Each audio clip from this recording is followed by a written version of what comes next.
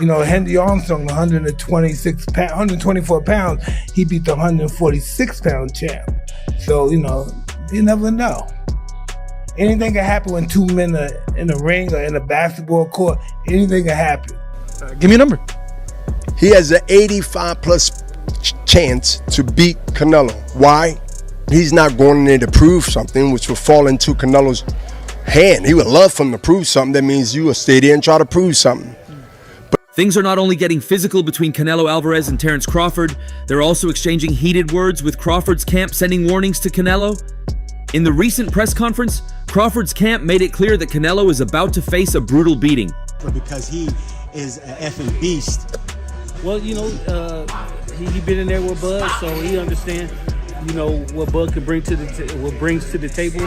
So he just giving that warning not to this, not only Canelo. He's giving the warning out to all the bettors out there that's going to bet against Bud.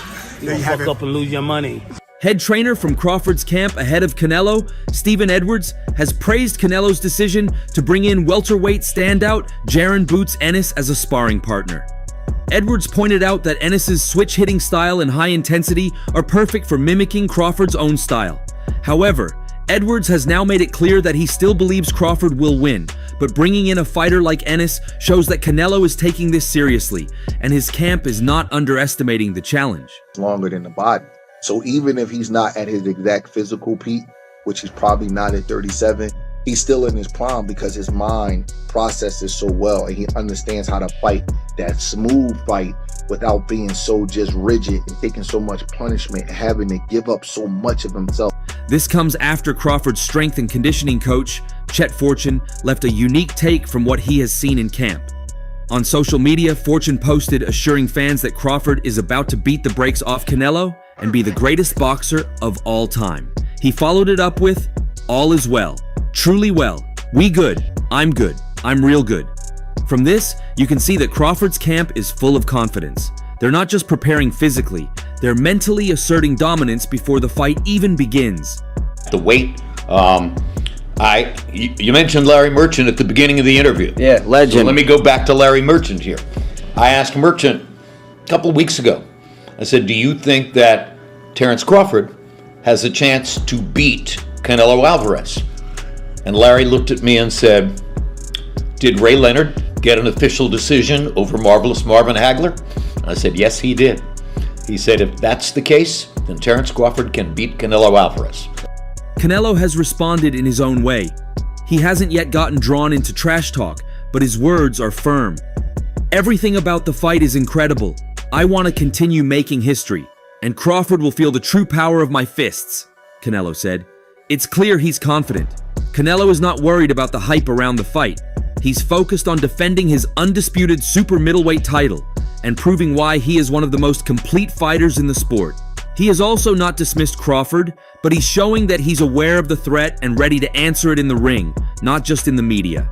I don't think so. And look, hear me out. I respect Crawford and everything that he's doing, but he just moved up from 147, so I'm just going to treat him as a 147 pounder. He's jumping up 3 weight classes to fight someone who was like the #1 fighter in all of boxing. You know, the jump would be hard, even if it was just like some top 10, right, yeah. You know. Devin Haney, who will be challenging for a 3-weight world title himself in November, has added on to his prediction. Haney likes this matchup and is backing Crawford to pull off the upset, even though Crawford is moving up 2 weight classes and is the underdog according to most bookies. Haney said, I think it's a good matchup. It's a fight that we've all been wanting to see. Bud has the skills, he's got the discipline, IQ to win, but Canelo has all that with the size. So I think it's a good fight. I'm happy that Bud got the fight. I'm picking Bud. Will it be an easy task? No, but if anyone can do it, I think Bud can. Haney is clearly respecting both fighters while showing that Crawford has a real chance if he executes his plan correctly. The thing about Crawford is he believes he's on it, like he believes he's the one. So that's the difference between him and any other fighter that Canelo fight. Because Canelo, people fight the idea of Canelo Alvarez opposed to fighting the individual. The thought of him is what puts fear in their heart. But he doesn't care about that because he's Terence Crawford, so it's a totally different thing. So if he can implement his strategy and ride it out to the end of the fight, he's going to be successful. Liverpool fighter Liam Smith also shared his thoughts. He believes Canelo is serious about this fight, especially given the sparring choices his camp has made. He points out that bringing in Jaron Boots Ennis shows Canelo is preparing for everything Crawford might bring. Smith predicts that Canelo will likely win, probably through a late stoppage or a decision. He said, maybe by a late stoppage or on points, yeah, Canelo. Smith's assessment is interesting because it highlights how seriously Canelo's camp is approaching this. They're not just relying on his natural talent, they're working strategically to simulate Crawford's skills and prepare for all contingencies. Canelo getting old. He is. The next fight of Canelo will tell the story.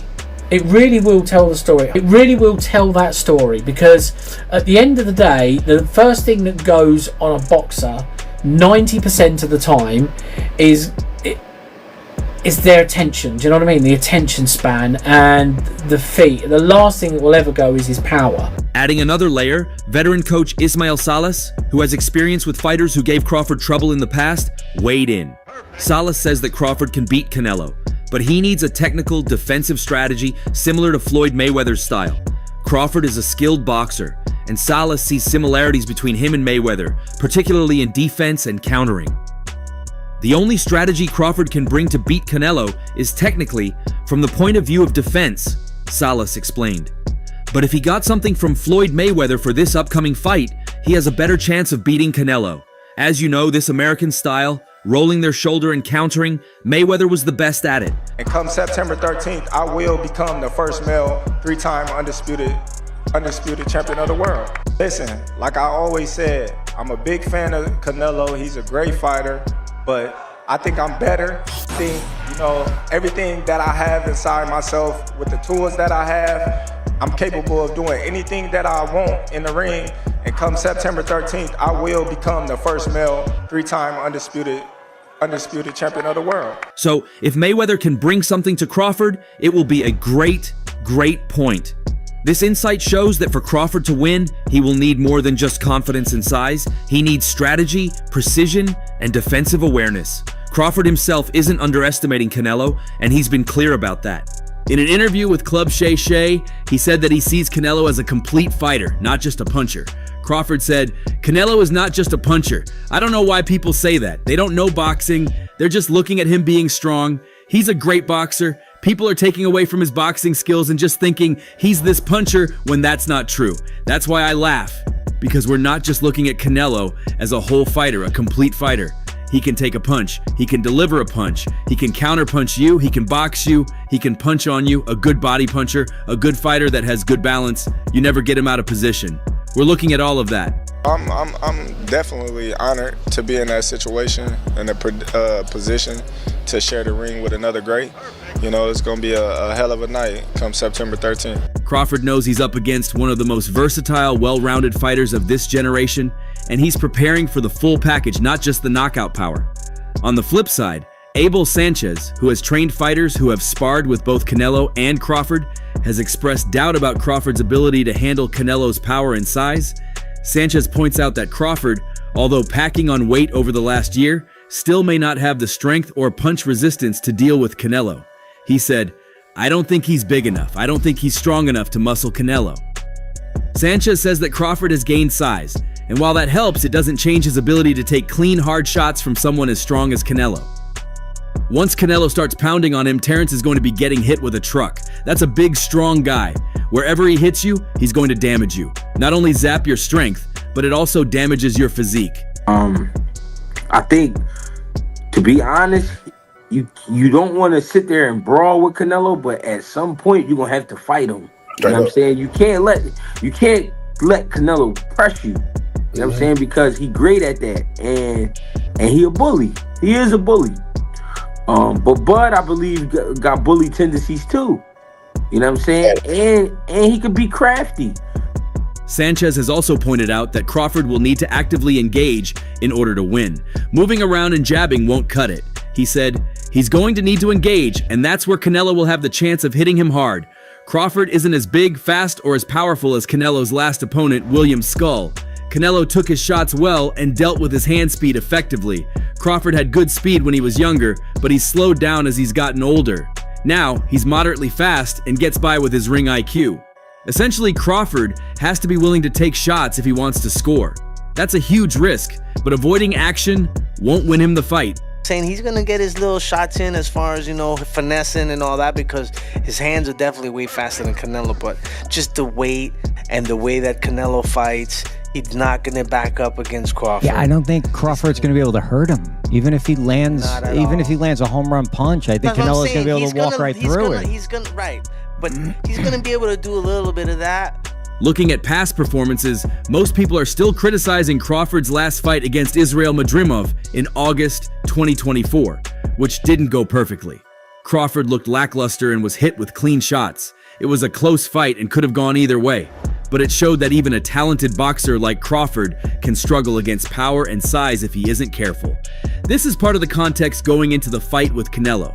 Crawford is older now, turning 38 in September, and while he's still sharp, Canelo's combination of size, speed, and intelligence presents challenges he hasn't faced before at this weight class. But what do you think about Crawford's chances? Share your thoughts below and subscribe for more updates.